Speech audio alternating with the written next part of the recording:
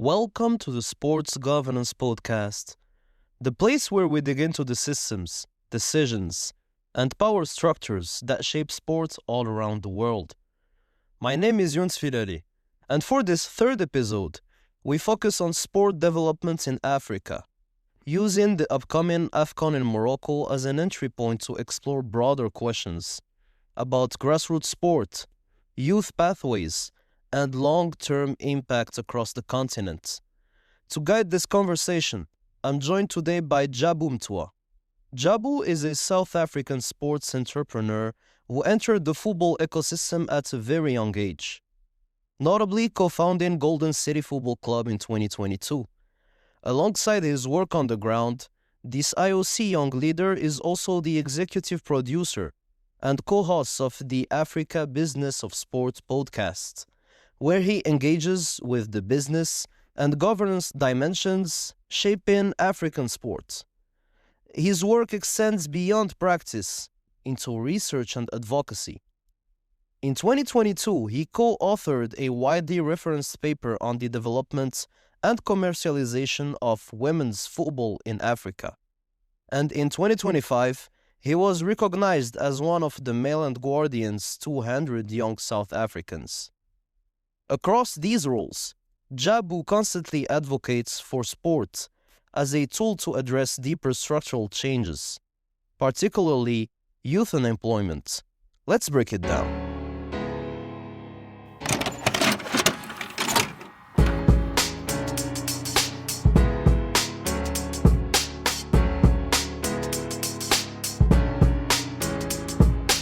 Jabu, thanks for joining me for today's episode. You've been involved in sports across several spaces, from grassroots initiatives such as the foundation of Golden City Football Club in 2022 to broader institutions like the IOC.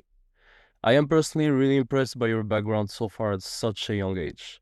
Could you start by telling us about the Ithuba Lethu Sports Hub project and how it fits into your journey?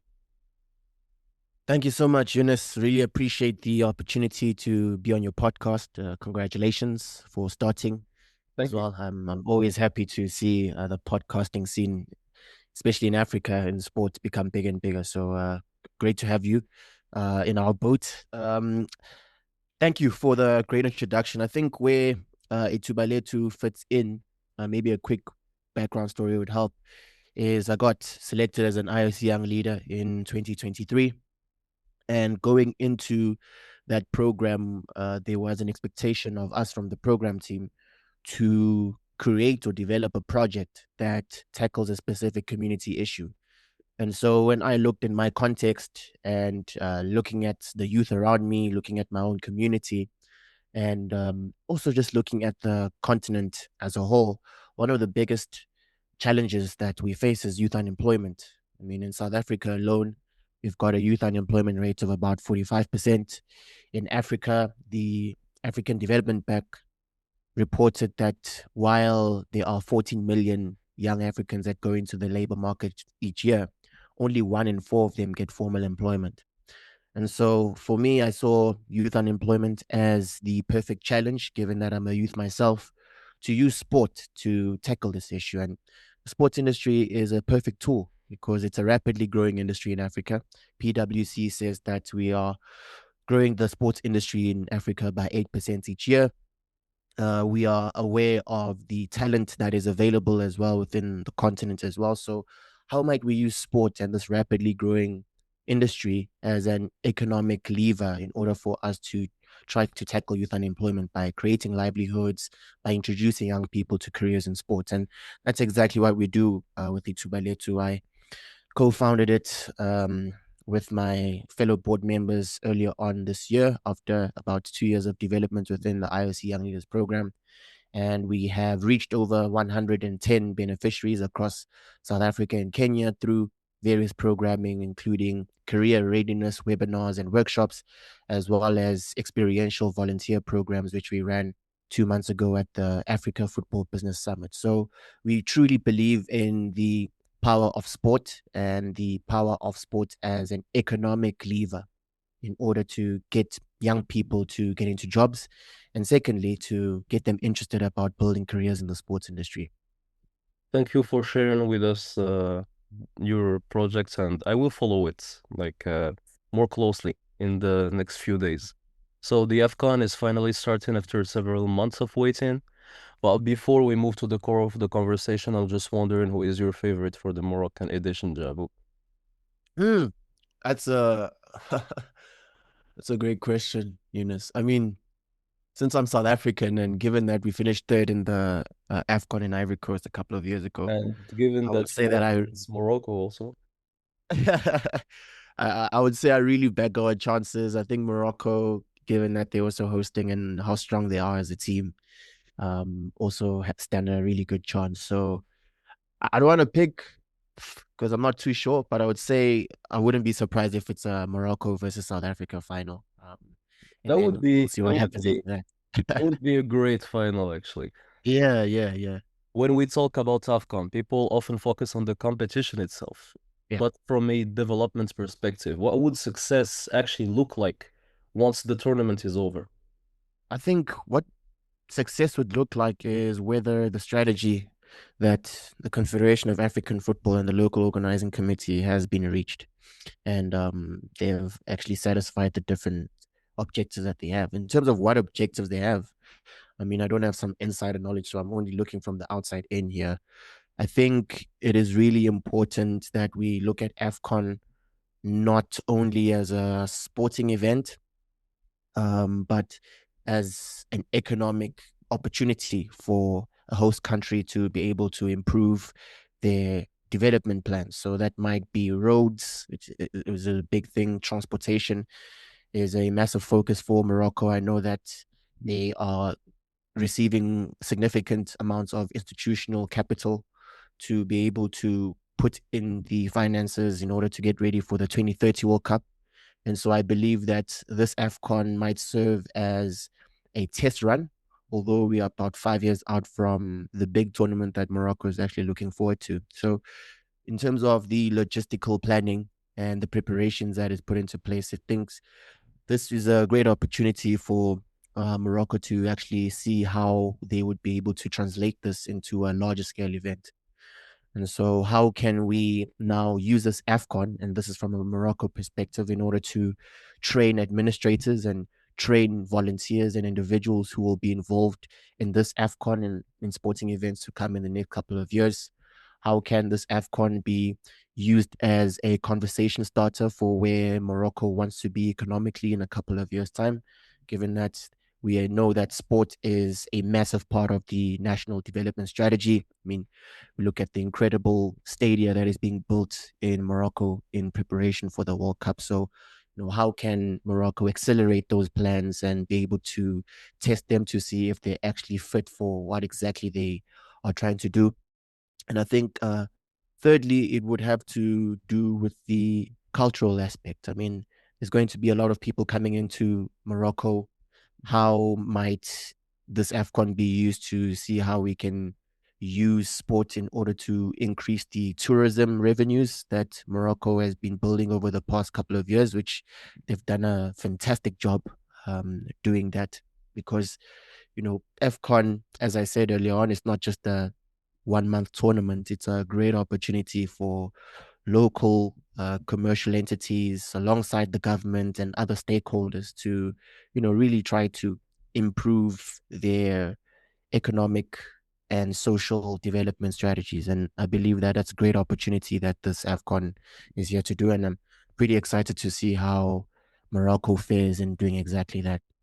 But the thing is that we see a pattern with many major tournaments. Like there's big visibility but limited long-term impacts. Like, why do you think events like AFCON so often struggle to translate into less in grassroots development? I think ultimately it has to do with whether grassroots is being effectively um, ingrained into the entire strategy of the AFCON. So what you see is the main focus mainly, and I think you can infer this from what you're seeing from the news in the past couple of months with the different companies and sponsors that are coming in for AFCON. It seems And I could be wrong. I don't know, but it does seem that there is a huge commercial focus on AFCON, that the grassroots development and social engagement aspects, which are really important, get overlooked. So rather than exploring and designing programs that go into communities and try to empower young people, the main focus might be getting more sponsors and improving the commercial output of the tournament. So I do believe, although that is a very important cog in the wheel, because I mean, you wouldn't be able to put together a tournament without the significant amounts of finances that are needed. I do think there is a consistent overlooking of the importance of social engagement and community engagement within the host countries. And I believe that's not only the responsibility of the Confederation of African Football, but I do believe that the local organizing committees can do quite a bit more in terms of bringing in the local communities within the design and delivery of AFCON. I mean, we might see that in terms of locals being offered jobs for the tournament. We might see that with locals being involved in volunteering or in different forms of being service providers. But how significant is the reach into the marginalized, the underprivileged, the youth who might not have opportunities looking forward? How can we use the AFCON to really bring them in to participate in the economy going forward? So, yeah, I would think that's my sense of it, Younes. I think there's a overly concentrated focus on commercials rather than actually looking at the power that football in this case can be used to really go into communities, transfer life skills that young people may be able to use and use for the communities to improve themselves ultimately long after the AFCON has ended. So, from your own experience working at both grassroots levels and within international structures, where have you most clearly seen opportunities being missed when it comes to linking major events to development? I'll keep coming back to the youth engagement, although if I just use another example of another huge tournament that is happening in the next year in Africa, which is Dakar 2026, the Yes. Youth Olympic Games.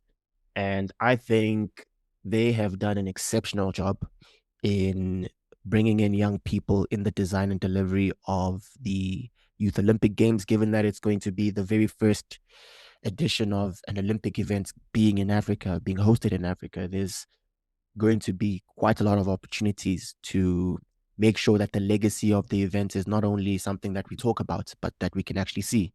And in this case, Dakar 2026 has a program called the Learning Academy, where young people are being trained and then deployed into roles within the local organizing committee. Now, I think that is a fantastic initiative. I believe that we could see being replicated, depending on the amount of political will and capacity at different sports organizations. But Dakar 2026 as a great example, I believe that that could be something that is a blueprint that could be replicated across different sports organizations and the tournaments as well. So I think there's a huge opportunity being missed in, really and genuinely trying to bring in young people within the design and delivery of the tournaments. That is something that could just continues to be overlooked, in my opinion. And in the past couple of AFCONs, we haven't seen, apart from, say, the CAF African football schools program that they've been running over the past couple of years. We see that to the lead up of AFCON, but when the AFCON does arrive and the visibility on the continent and the football ecosystem is at its highest, I do believe there are opportunities being missed there in trying to put forward some talent, not only for on pitch opportunities in terms of scouting or having mini tournaments around the larger AFCON event, but also, and from a Ithuba Lethu point of view, there's a lot of our work is based on this. How can the AFCON be used to upskill young people, to ensure that their employability long before or long after the AFCON has ended has been increased because of the AFCON? There's lots of opportunities, I believe, that are being put to the side quite a bit. But I mean, you can't put every single idea into fruition. I mean, these organizations have budgets, they've got capacity constraints, and so you can't expect every single idea that one has to be put into place. So I do believe that going forward, there could be an opportunity to involve young people more effectively and genuinely in roles that actually matter. Not only just relegating young people to volunteering, but actually in the Dakar 2026 Learning Academy Light, how can we upskill, empower, and train them, and then deploy them into roles? So that would be, an idea I think should be something that's at the top of the heads of most sports organizations, especially in Africa, where the youth, um, the youth population is the fastest growing and highest in the whole world. So what do we do with this significant amount of young people if they are not being involved in these tournaments and they're not benefiting directly? There's huge opportunities for that, Younes. The thing is that when I saw like the project of Dakar 2026, I could see the difference between Mm, the tournament and also if we compare to the AFCON, for instance. Like you could yeah, see that there is gonna be, I think, a long-term impact across the yeah, continent and also help the next generations to shape themselves into the industry. And if we take AFCON as just one example and zoom out now, what do yeah. these repeated challenges tell us about how sports development is currently organized across Africa? I would say it's organized in silos. It's very fragmented. Although quite a lot of us sports business professionals preach collaboration and partnership and that we should work together. I think in terms of the structures that are in place at the moment, you see a lot of organizations or projects and initiatives doing the same things but not doing them together, or doing completely different things across their different regional areas, and then you don't really see a combined impact of the programs that they're trying to push out. So what I believe it really shows us is that there is an opportunity for better planning. There is an opportunity as well for Especially when you see EU models. yes, absolutely. I Yeah. mean, look at Dakar 2026. I mean, you can't tell me that CAF didn't know about a similar, program being developed over the past couple of years' time. And so the question is, why aren't you doing that? And going back to my points around the focus on commercials, that could be one reason, I believe. But another reason I believe we are not seeing these programs being put into place or being delivered to the level that we expect is governance incapacities.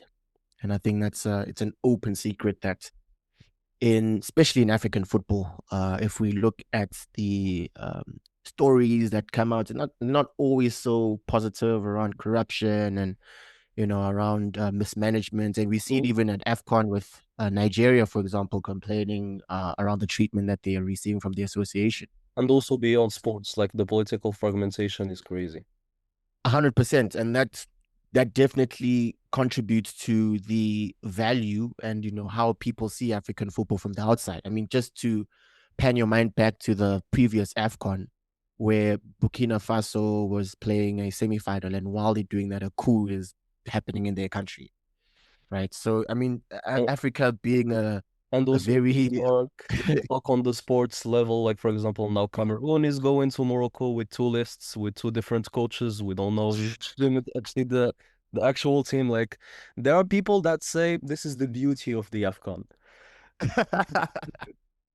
No, no, no. I wouldn't say that. I mean, that's just trying to romanticize a Yeah. situation that we've continued to see in African football of a lack of capacity. There is no alignment at times between the federation's boards or the bosses with what's actually happening on the pitch, or something we see quite a lot is the political interference of Yes. politicians into Yeah. the football or into the selections of the squads, or whether it be them wanting to also having a plate on the ticket, and that has to now impact someone else who was actually meant to be there in the first place. I mean, Which is if there's we a lot see that happens. the regulations of the FIFA is crossing the red line.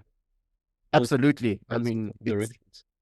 absolutely, it's pretty clear, and there have been countries, I mean, Zimbabwe, Kenya, they have been banned by FIFA from international football due to the political interference of the politicians in the football administration. And unfortunately, that's also something we're seeing in South Africa as well, where we've got the sports minister, Gayton McKenzie, who is just continually involved in all of the sort of talking points and developments that happen within the camp of Bafana Bafana, which politicians are not meant to be involved in that. These are pure footballing decisions that are made by people who have been appointed to those roles. And so, when we see this constant involvement of politicians within, I think football in particular, Younes, is a hotspot. I mean, I can't speak for other sports on a very deeper level, but football, given that it's the biggest sport on the continent, Yeah. that it has a history of politicians weaponizing it in order to reach their own political objectives. There is really, I think, a great need for us to safeguard it. Because if we don't, then we'll find ourselves in a couple of years' time where politicians and football administrators are one of the same people. And obviously, that's not something we want. We want neutrality.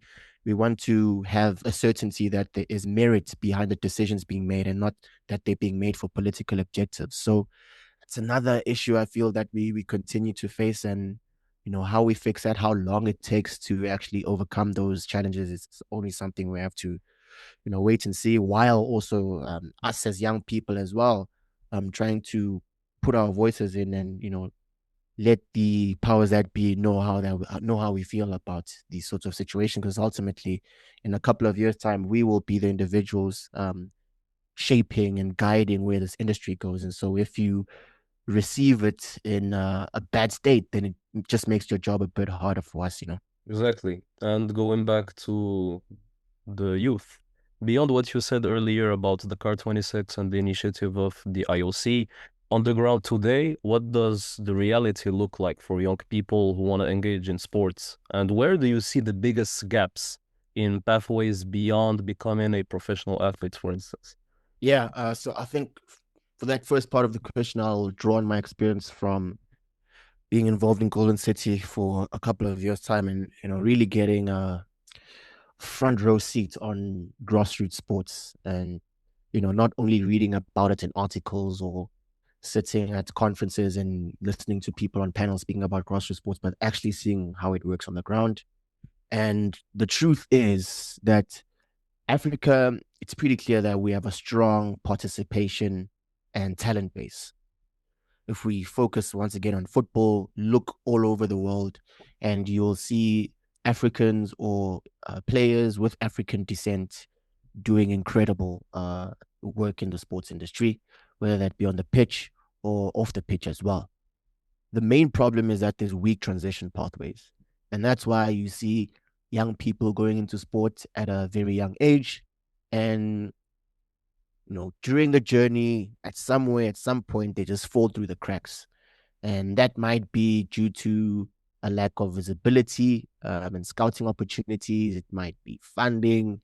It might be looking ahead at the post-sports opportunities that are available or not available to them as well. Another issue that a lot of Africans face is having to choose between academics and sports. So you'll reach a point in your educational career where, due to social pressures, or whether it be your family or your parents, really make you pick between whether you're going to do sports or academics. And most of the time, young people are pushed into academics. Yeah, like there is So, an example of people I knew, they were really talented in sports and in football, like most of the people I know, and their parents mm, would just be like, if we were in Europe or in another developed country, like where you could do both, I would let you. mm, But here, if you only focus on the sports level, I think there is no future for you because mm. like the institutions are not that strong. Yeah, but that doesn't have to be the case. While that could be a reality in certain regions, I know there is an uneven distribution of high quality academies that provide both education and sporting opportunities across the continent. And that might only be the big markets or the more developed countries. And if you go across sub-Saharan Africa to lesser developed countries, then you might find that the opportunity to balance both education and youth sporting academies can Like be very difficult, like one you know? example I have now in mind is in Mm. Morocco the Mohammed VI Academy, and in Yes. Senegal the Génération Foot also. That Mm. is doing a great work, like balancing both the academic level and the sports level. But it's true that it's not spread across the whole continent, and this is Yeah, that's the big issue. That's the big issue is that while a 10-year-old Moroccan girl or boy can go into a youth academy or go to King Mohammed VI academies and their facilities. If we go to, I don't know, Benin or Central African Republic or the Congo, there might not be the same opportunities available. And that's just unfortunate. It's also just the question of development and economics all over the yeah. country. I mean, all over the continent, rather. So there are those challenges in that not every single young person going into sports is getting the same level of opportunities and the same quality of teaching ultimately, because at the academies you're being taught how to effectively play football, you're being improved in your skill. And so if one kid is getting a completely different level of education from another, then you're not surprised when there are completely different outcomes over there. So there is Especially that there not definitely all is opportunity. Yeah. especially that not all these kids will be professional. Like they need a plan B Yeah. if they're not. Exactly. Yeah. And not just Exactly. for plan And B, like also for personal development. 100%. And that's where the issue of youth unemployability comes in, Exactly. because young people will go into sport and say, unfortunately, at the age of 18, they are told that they are not going to make it professional. They are not going to be offered a contract or a scholarship. And the question then is, what next? Exactly. The child feels very stuck. Mm. It's like I've dedicated my whole life to this. I want to be in sports, and now I do not know what to do. They probably focused more on the sports than the academics, and so they don't have a strong academic record in order to get international scholarships, in order to get into universities as well. So that's where the awareness of the career opportunities within the sports industry become very important, because in our research, in my work with Ithuba Lethu Sports Hub, one of the main barriers of young people going into sports roles is the lack of awareness that there are even career Mm. opportunities outside of the pitch. So Exactly. there is there's a lack of awareness. And we go on workshops quite a lot, and we sit down with young people and have those conversations. And the amount of times I leave a school or I leave a group of young people with them having a completely different perspective of career opportunities in the sports industry. It happens all the time. And so there needs to be more education around this from the very beginning at the academies. That possibly is something that should be more of a structured program, looking at how young people can be able to transition, whether they make it professional or not. How are they going to transition from playing on the pitch onto front office sports roles? And that's Mm. definitely an opportunity that we are very passionate about at Ithuba Lethu, and we try to make sure that young people are aware of the incredible ways in which you can build a livelihood, in the incredible ways you can earn money just through being as part of an event, or being part of a commercial team selling sponsorships, being part of the media team selling media rights. There's so many different ways in which you can get involved in the sports, and you don't necessarily have to leave it once you are told that you're not making it professional, or when you retire one day. There's just, of course, there's a plethora of ways in which you can get involved in the sports industry. And the good news is that it is growing rapidly. So it is only going to increase in terms of the needs of the workforce. So if young people are trying to get into sports, I think today and in the future as well is absolutely the best time to be in this industry. So, Jabu, drawing from your experience so far, what is one change that could make the biggest difference for sport development in Africa over the next decade? And despite the challenges, what gives you reason to be optimistic or not? Hmm. I You can think give me more than one, actually. no, I do have one. Okay. The biggest one, Younes, is governance, Yes. and it's pretty clear that we could have a higher quality of administrator than we currently do. We are aware that politics and external factors play a big role when it comes to the appointment of certain individuals into football boards, or the influence that they garner within those circles. So being able to put people in a position where they believe or feel that they have been trained and they've been well equipped with the skills that they actually going to need for the role is super important. It sounds simple, but in a continent where, you have people on boards who don't have, say, a formal education qualification, for example, or you get people, being inserted, and this happens through nepotism, for example. How can you put people in place who feel empowered and actually know the technical expertise of whatever job role they're doing? And I think that has to do with programming. So executive training is a big opportunity, I believe, for African football. Working with educational institutions in order to upskill the management sort of rung of African football. And just to mention, that's something CAF is already doing. They have a partnership with the University of Cape Town, where they are rolling out a program for senior executives and management officials within African football. So we could say that there are steps being taken to go into there. But I do believe that the more we strengthen our ethics and integrity frameworks as well, that's going to be more important to reducing sports propensity to be used as a field for corruption. And There's a lot of illegality.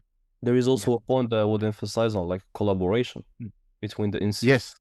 like from different countries. Like as I said earlier, when you look at the EU example, which is not perfect, but like Mm. compared to Africa, you can see that we have this lack of collaboration Mm. within the No, institutions 100%. themselves. 100%. I mean, one could say that the AU, in our case, Yeah. is a sign of that. Although it has its own challenges and opportunities as well. Mm. So no, I definitely take that point. In terms of why I stay optimistic in spite of the challenges, I think it's just basic development economics. Mm. This continent is going to have 2.5 billion people by 2050. We're going to have the youngest population. We already have the fastest growing population in the world, while we look across the world and other populations are shrinking. Look at Asia and some parts of Asia like Japan. Look at Europe, whose population is pretty old and is expected to shrink over the next couple of years. So just in terms of economics, and the fact that if we had to look even further, by the year 2100, 1 in 3 people in the world will be African. So all of these statistics and population demographics are not happening in silos. They are going to affect the sports industry. We are going to have more African athletes. We are going to have, better performing teams when it comes to African sports, or at the Olympics, for example. We More might be African having more gold traditions. medals.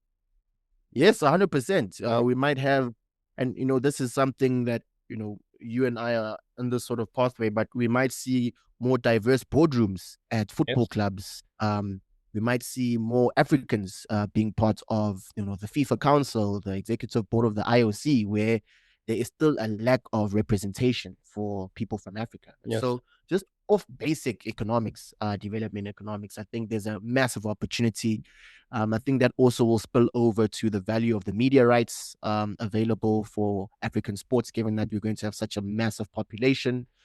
We are building a super middle class over the next couple of decades, which is going to have the disposable income to spend on pay TV and entertainment, which only increases the value of sports. So, these things outside of sport that are happening in our day-to-day lives, I think have a massive impact. If we're going to look in the next 25 years and the size of the population in Africa and how that impacts the sports industry and our performance at the Olympics, at different global tournaments, I think it's going to be very clear to see. So that is one thing that really keeps me optimistic. I definitely have to say, because that's also where the talent comes from. There's so much opportunity for young people to get into sports. Africans are, incredibly passionate about sport. In certain parts of our continent, we are known for being exceptional at certain sporting codes. Like, if you look at Ethiopia and Kenya, we know they're great at middle distance and long running. uh, Morocco and our Egyptians and the more northern African countries are incredible at sports administration, and we see that with Morocco as well. So there's different positives. While there are some things that we need to work towards and we need to strengthen, there are definitely fixed basically advantages for us. There's advantages that are already inbuilt within Africa, given the population demographics and what we're going to see in the next couple of years. So yeah, I'm pretty excited that despite all those challenges, as long as our young people continue to be passionate and empowered by sport, as the population grows, I think that only brings even more opportunities for economic livelihoods. So, finally, since this is called the Sports Governance Podcast, I would like to end with a more conceptual question. Jabu, how would you define the term sports governance today? How would I define the term sports governance? I would define it as the management, and that's very important because that's what governing is.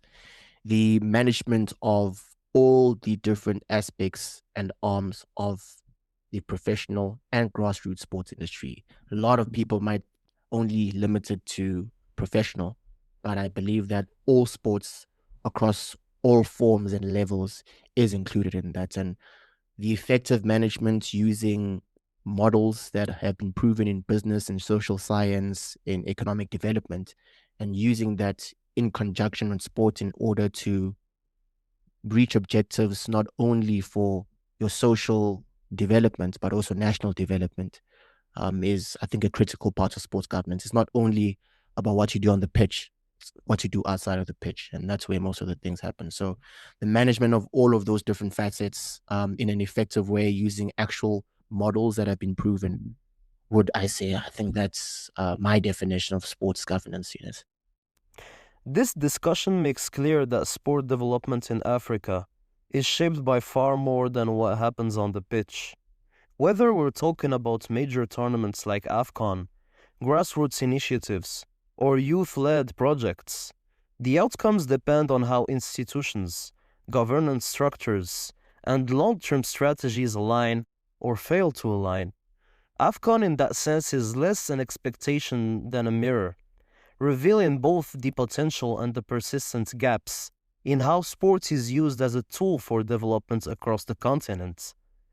Understanding these dynamics is essential if we want sport to move beyond symbolism and deliver lasting impact. If you enjoyed this episode and want to help shape the next ones, let me know in the comments what topics you would like explored.